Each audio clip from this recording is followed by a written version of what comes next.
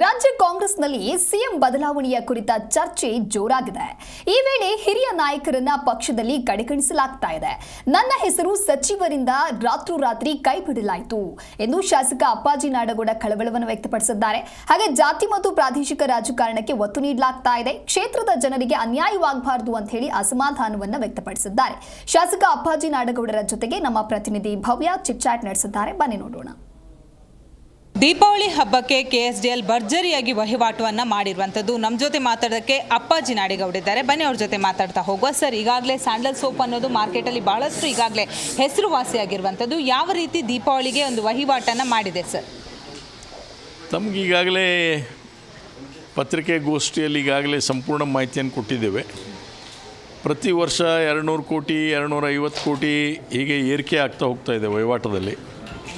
ಇದಕ್ಕೆ ಮೈಸೂರು ಸ್ಯಾಂಡಲಿನ ಗುಣಮಟ್ಟದ ತಯಾರಾದಂಥ ಪದಾರ್ಥಗಳೇ ನಮ್ಮ ಪ್ರಾಡಕ್ಟ್ಸ್ ಏನಿದ್ದಾವೆ ಇದೇ ಬಹಳ ಮುಖ್ಯ ಕಾರಣ ಅಂತ ನಾನು ಹೇಳಲಿಕ್ಕೆ ಇಚ್ಛೆಪಡ್ತೇನೆ.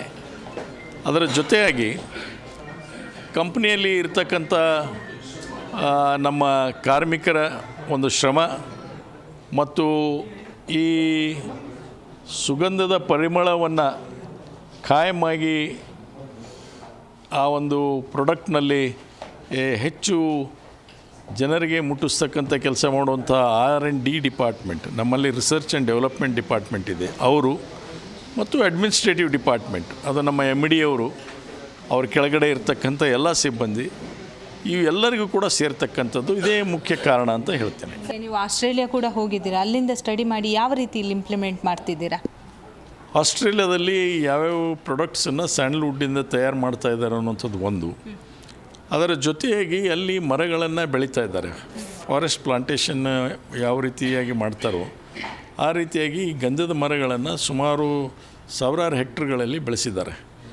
ಸೊ ಅದನ್ನು ನಾವು ಕೂಡ ಮಾಡಬೇಕು, ಇಲ್ಲಿ ಕೂಡ ವನಗಳನ್ನು ಮಾಡಬೇಕು ಅನ್ನುವಂಥದ್ದು ಆಲೋಚನೆ ಬಂದಿದೆ. ಈಗಾಗಲೇ ಸುಮಾರು ರೈತರಿಗೆ ಪ್ರೋತ್ಸಾಹಧನವನ್ನು ಕೊಡಲಿಕ್ಕೆ ಮತ್ತು ರೈತರ ಜೊತೆ ಒಡಂಬಡಿಕೆ ಮಾಡಿಕೊಂಡು ಅಗ್ರಿಮೆಂಟನ್ನು ಮಾಡಿಕೊಂಡು KSTLನಿಂದ ನೇರವಾಗಿ ಮುಂದೆ ಅವ್ರು ಬೆಳೆದಂಥ ಗಂಧದ ಮರಗಳನ್ನು ನಾವು ಅದನ್ನು ಪ್ರೊಕ್ಯೂರ್ ಮಾಡಲಿಕ್ಕೆ ಅಂದರೆ ಪಡೆಯೋದಕ್ಕೆ ಏನು ಬೇಕು ಅದನ್ನು ಕೂಡ ನಾವು ಮಾಡ್ಕೊತಾ ಇದ್ದೀವಿ. ಅವರಿಗೂ ಕೂಡ ಒಂದು ಇನ್ಸೆಂಟಿವನ್ನು ಕೂಡ ಕೊಡೋದಕ್ಕೆ ಮುಂದಾಗ್ತಾ ಇದ್ದೀವಿ. ಅಪ್ಪಾಜಿ ನಾಡಗೌಡ ಸಚಿವ ಸ್ಥಾನದ ಆಕಾಂಕ್ಷಿನ ಈಗಾಗಲೇ ಬಹಳಷ್ಟು ಚರ್ಚೆ ಇರುವಂಥದ್ದು, ನಿಮ್ಮ ಒಪಿನಿಯನ್ ಏನು sir?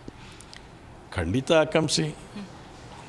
ಆಕಾಂಕ್ಷಿ senior most in the district ಇರೋದ್ರಿಂದ ಖಂಡಿತವಾಗಿ ಆಕಾಂಕ್ಷಿಸಿದ್ದೀನಿ. ಮತ್ತು 1981ರಿಂದ ಇಲ್ಲಿವರೆಗೂ ಕೂಡ ಕಾಂಗ್ರೆಸ್ ಪಕ್ಷದ ಒಬ್ಬ ನಿಷ್ಠಾವಂತ ಕಾರ್ಯಕರ್ತ ಸದಸ್ಯ ಆಗಿ ಬೇರೆ ಬೇರೆ ಹುದ್ದೆ, ಅದನ್ನು ತಾಲೂಕಾ ಅಗ್ರಿಕಲ್ಚರ್ ಪ್ರೊಡ್ಯೂಸ್ ಮಾರ್ಕೆಟಿಂಗ್ ಕಮಿಟಿಯ ಅಧ್ಯಕ್ಷನಾಗಿ ಸೇವೆ ಸಲ್ಲಿಸಿದ್ದೀನಿ. ಬರೀ ಅದಷ್ಟೇ ಅಲ್ಲ, ಹಾನಿ ಒಳಗಿದ್ದಂಥ ಸಂಸ್ಥೆನ ಲಾಭದಲ್ಲಿ ತಂದು ತದನಂತರ ನಾನು ಜಿಲ್ಲಾ ಪಂಚಾಯತಿಗೆ ಸ್ಪರ್ಧೆ ಮಾಡಿದೆ, ಜಿಲ್ಲಾ ಪಂಚಾಯತಿ ಸದಸ್ಯ ಆದೆ, ಜಿಲ್ಲಾ ಪಂಚಾಯತ್ ಸದಸ್ಯ ಆದಮೇಲೆ ಶಾಸಕ ಆದೆ, ಶಾಸಕಾಗಿ ಮಂತ್ರಿ ಆದೆ, ಒಂದು ಬ್ರೀಫ್ ಟೈಮ್ ಮಂತ್ರಿ ಆದೆ ಬಂಗಾರಪ್ಪ ಅವ್ರ ಟೈಮ್ನಲ್ಲಿ. ಸೊ ಅದಾದ ನಂತರ ಸತತವಾಗಿ ಆರಿಸಿ ಬಂದಿದ್ದೇನೆ. ಮಧ್ಯೆ 2 ಸಲ ಬ್ರೇಕ್ ಆಗಿದೆ. 6 ಬಾರಿಗೆ ಶಾಸಕನಾಗಿದ್ದೇನೆ, 8 ಬಾರಿಗೆ MLA ಚುನಾವಣೆಗಳನ್ನು ಸ್ಪರ್ಧೆ ಮಾಡಿದ್ದೇನೆ. ಸೊ ಜಿಲ್ಲಾ ಪಂಚಾಯತಿ ಇದನ್ನು ಕೂಡ ಒಂದು ಜನರಲ್ ಎಲೆಕ್ಷನ್ ಅಂತ ಹೇಳಿದ್ರೆ ಅದನ್ನು ಕನ್ಸಿಡರ್ ಮಾಡಿದರೆ 7 ಸಲ ನಾನು ಒಬ್ಬರು ಜನಪ್ರತಿನಿಧಿಯಾಗಿ ಕೆಲಸ ಮಾಡಿದ್ದೇನೆ. ಯಾರು ಮಂತ್ರಿಮಂಡಲದಲ್ಲಿ ಹೆಚ್ಚು ಕೆಲಸ ಮಾಡಿದಾರೋ ಅವ್ರನ್ನ ಪಕ್ಷಕ್ಕಾಗಿ ಬಳಕೆ ಮಾಡಿಕೊಳ್ಳಿ.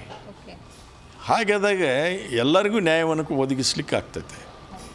ಇದು ಬಹಳ ಮುಖ್ಯ. ಯಾಕಂದರೆ ಪ್ರಜಾಪ್ರಭುತ್ವದ ವ್ಯವಸ್ಥೆಯಲ್ಲಿ ಸಾಮಾಜಿಕ ನ್ಯಾಯ ಅಂದರೆ ಈ ರೀತಿಯೂ ಸಾಮಾಜಿಕ ನ್ಯಾಯ ನೋಡಬೇಕಲ್ಲ, ಈ ರೀತಿಯೂ ಸಾಮಾಜಿಕ ನ್ಯಾಯವನ್ನು ನೋಡಬೇಕಲ್ಲ ನಾವು. ಇದು ಬಹಳ ಮುಖ್ಯ.